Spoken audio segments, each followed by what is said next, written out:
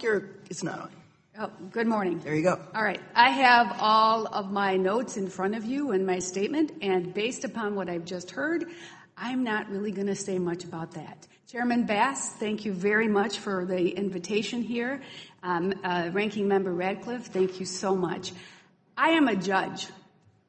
I am a circuit court judge. I am on the front lines, and I sit in a place on the majestic Mississippi River that allows me to see the world from a different viewpoint than you see here in Washington, D.C.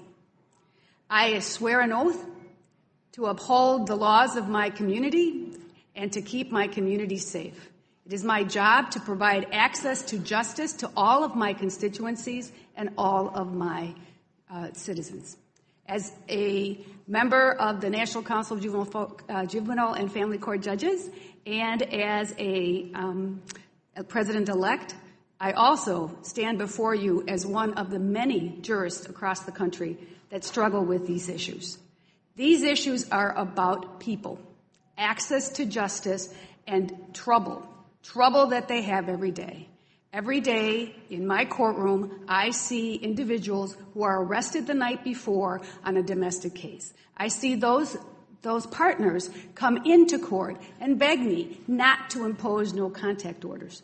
They don't want intervention that is ineffective. What they want is the violence to stop.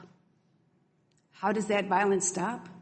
Because we train judges and we train law enforcement and we have a different social norm on what we mean by dealing with this issue of domestic violence, sexual assault, teen dating, and stalking.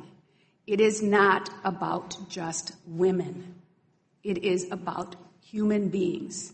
The trauma that has increased in our courtrooms today, based upon the crisis that families have, is an emergency. It has been addressed by VAWA in the past. It needs to be enhanced in the future because what we intended with this legislation in the beginning, on that 24 years ago, was to end this violence. We were not just to protect women. We were ending the violence. I'd like to tell you a story. A woman is arrested. She's got 5 kids. They find that she took lorazepam. The officers are afraid that she may not be right to take care of her kids. So law enforcement's called, everybody gets called, and in fact, she's arrested, her children are removed. What we don't know is that the other tip of the iceberg of this family is that the father of these children is using domestic violence against her, terrorizing her and her family.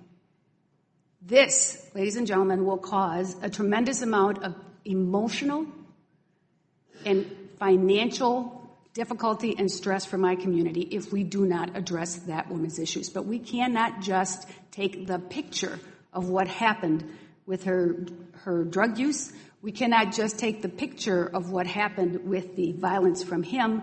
It must be looked at as a holistic family and solve the problems holistically with an understanding of the dynamics of domestic violence. That dynamic we are better informed about after all these years. It is really a great hope that we will end this violence, but it will not happen unless we open our hearts and our minds to understand that it is not just those who die, who lose their lives to this violence that are important, but it is those that must keep on living, those that must get up every day and go to work, those that must every day decide whether they will stay in that relationship or lose their homes. Because there are people going homeless because they cannot find housing as a result of what we do completely unintended. I see these cases from the traffic ticket to the murder trial, and I'm going to tell you in every single case, criminal or civil, the issue of domestic violence has an impact on the people that I'm seeing. I may not see it, but another well-trained judge may see it, law enforcement may see it, and it's all because of the programs and the efforts that VAWA has started. I thank you for the opportunity today, and I look forward to answering your questions. Thank you, Judge Gonzalez.